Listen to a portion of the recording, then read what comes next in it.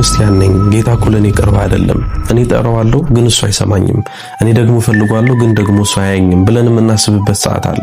ይሄ እኮ በጣም ስህተት የሆነ ነገር ነው። እንደ ክርስቲያን ስናስበው ወይም ደግሞ አንድ ክርስቲያን ሊያስበው ከሚገባው ነገር ውስጥ ሊካተት የሚገባ ነገር አይደለም።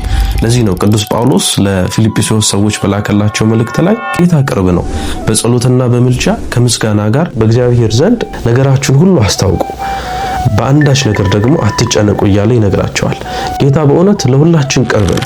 ከኛ የሚጠበቀው ነገር ላለን ነገር ለተሰጠን ነገርን ተመልክተን ስለሱ ማመስገን፣ ስለሌላው ደግሞ መጠየቅ ያለብንን ልናሳውቀው የሚገባውን ነገር ለእግዚአብሔር ማሳወቅ ነው እንጂ መጨነቅ አይደለም።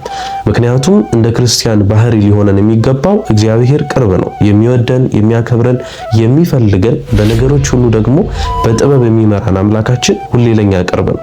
ስለዚህ እንደ ክርስቲያን ልባችንን ሞልተን በሰዎችም ፊት በተለያዩ ነገሮች መካከል ልንመሰክር የሚገባው ትልቁ ነገር ጌታ በእውነት ለሁላችን ቅርብ ነው።